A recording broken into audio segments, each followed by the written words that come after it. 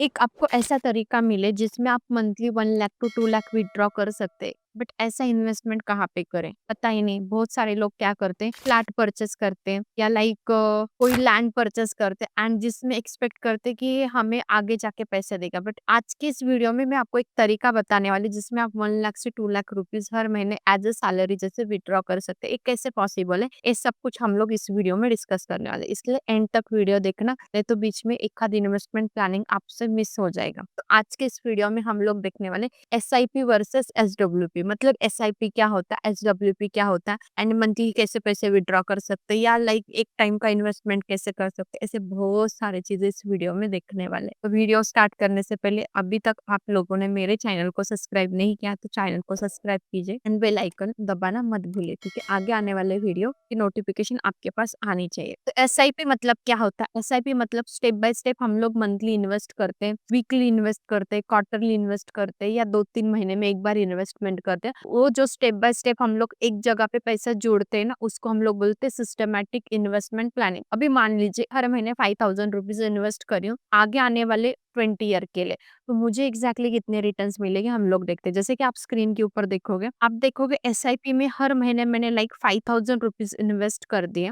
तो 5000 इन्वेस्ट करने के बाद मुझे मार्केट में अभी तक कितना भी मार्केट डाउन है या मार्केट कितना भी अप है, तो एवरेज अभी तक निफ्टी ने 12% के रिटर्न्स दिए। तो एवरेज हम लोग मानते हैं मार्केट ने 12% के हमें आने वाले 20 ईयर्स तक रिटर्न्स दिए, तो हमें कितना रिटर्न्स मिलेगा? तो पर एनम मैंने 12% यहाँ पे देखा। अभी आप बोलोगे जस्ट 12%, बैंक हमें सेविंग अकाउंट में max to max 4 to 5% returns देता है। आप एफडी करते हो तो एफडी में भी आपको max to max 6 to 7% returns मिलते हैं। अभी आप बोलोगे ऐसे बहुत सारे बैंक है जो हमें 10% 12% भी देते रिटर्न।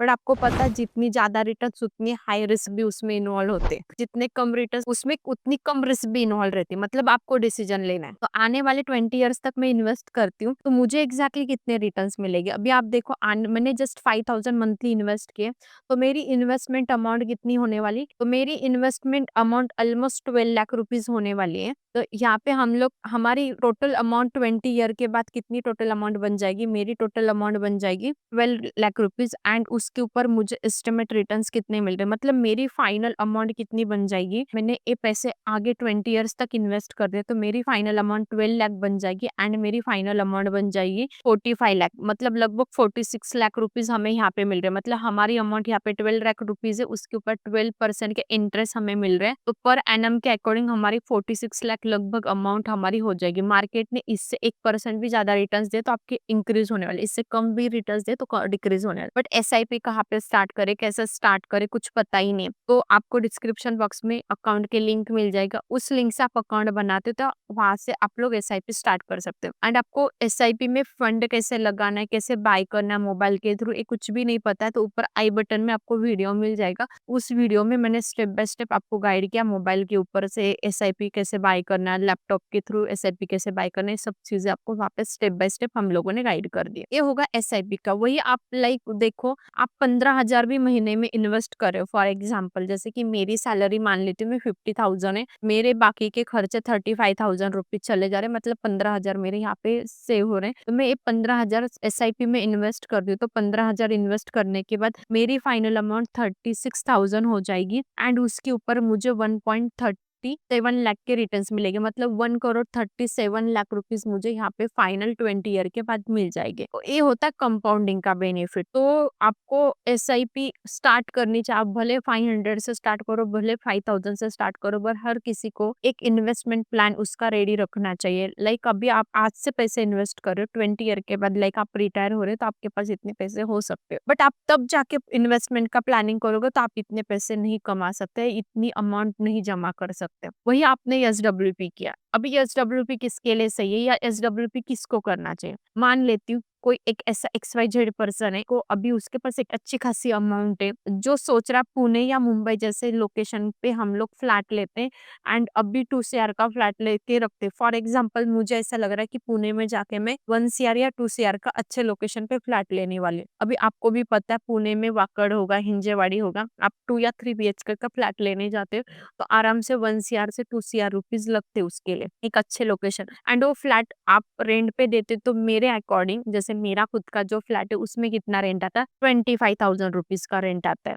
मतलब मैंने 1 CR इन्वेस्ट किया एंड रेंट कितना आ रहा है, जस्ट 25,000 का आ रहा है। अभी ये चीज मुझे उस समय किसी ने बताई होती ना, डेफिनेटली मैंने फ्लैट नहीं लिया होता। ठीक है, तो यहाँ पे फिर मैं वो 1 CR जाके बैंक में, मतलब मैं वहाँ पे उसके ऊपर EMI भी पे करी, सब कुछ पे करी हूँ। ठीक है, बट वही 1 CR मैंने SWP में इन्वेस्ट किया, तो 1 CR के बदले मुझे 20 ईयर में कितने पैसे मिलेंगे। तो पहले SWP क्या होता है, SWP सिस्टमेटिक विड्रॉ प्लान, मतलब SIP में हम स्टेप बाय स्टेप पैसा इन्वेस्ट करते, SWP में हम लोग स्टेप बाय स्टेप पैसा विड्रॉ करते। मतलब हर महीने 1 लाख रुपीज मैंने विड्रॉ किया, मतलब स्टेप बाय स्टेप आगे आने वाले 20 ईयर तक हम लोग इसमें से 1 लाख रुपीज विड्रॉ करने वाले। मतलब लगभग हमारा ऑलमोस्ट 20 ईयर में हम लोग 2.40 CR की अमाउंट विड्रॉ करेंगे। मतलब यहाँ पे मैं 2 करोड़ 40 लाख रुपए विड्रॉ करूंगी कितने सालों के बाद, 20 ईयर। मुझे इतना रेंट नहीं आने वाला, कैलकुलेट करके देख सकते हो। उसके बाद तभी भी फाइनल अमाउंट मेरे पास कितनी बचेगी, चलो हम वीडियो में देखते हैं स्क्रीन के ऊपर। तो आप देखोगे लाइक मैंने SWP में यहाँ पे 1 CR इन्वेस्ट कर दिए।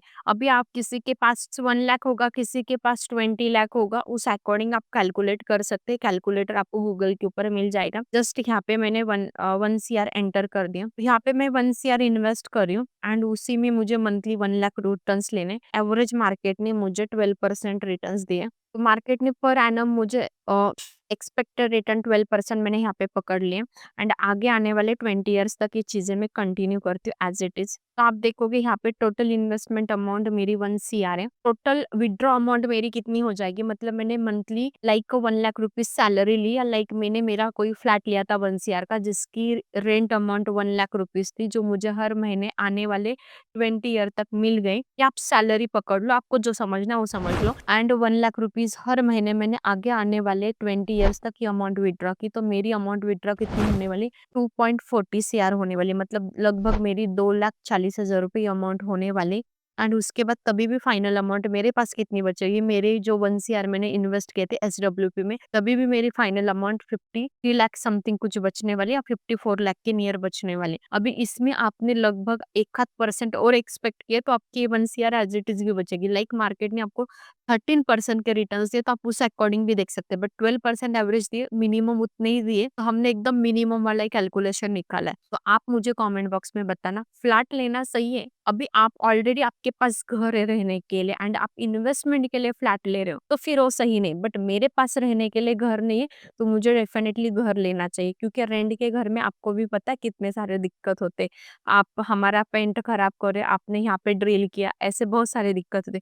बट आपके पास ऑलरेडी एक अच्छा खासा मकान है रहने के लिए, या आप विलेज में रह रहे हो और आप सोच रहे हो कि चलो मुंबई या पुणे में जाके एक आध फ्लैट लेते इन्वेस्टमेंट के लिए, तो उसके कंपैरिजन SWP एकदम सही ऑप्शन है, ऐसा मुझे पर्सनली लगता है। आपको क्या लगता है, ये सही या नहीं है? आप डेफिनेटली मुझे कमेंट बॉक्स में बताना। और आप घर लेना पसंद करोगे, लाइक आपके पास 1 CR है, या SWP में इन्वेस्ट करना पसंद करोगे? जिनके पास नहीं है इतना सारा अमाउंट, तो उनके लिए मंथली इन्वेस्टमेंट प्लान बेस्ट है। बाद में जाके आप उसी को SWP में भी कन्वर्ट कर सकते हो। जैसे कि आपने देखा होगा रिसेंटली मैंने मेरा जो 50 लाख का जो SIP का पोर्टफोलियो था, जो मैंने SWP में कन्वर्ट कर दिया। तो ऐसा भी करना बाद में जाके पॉसिबल है, तो आप भी कर सकते हो। इसको कैसे करना, क्या करना, इसके रिलेटेड आपको नेक्स्ट वीडियो चाहिए, तो इस वीडियो को 10,000 प्लस लाइक आते तो हम लोग डेफिनेटली इसका नेक्स्ट पार्ट भी लेके आएंगे।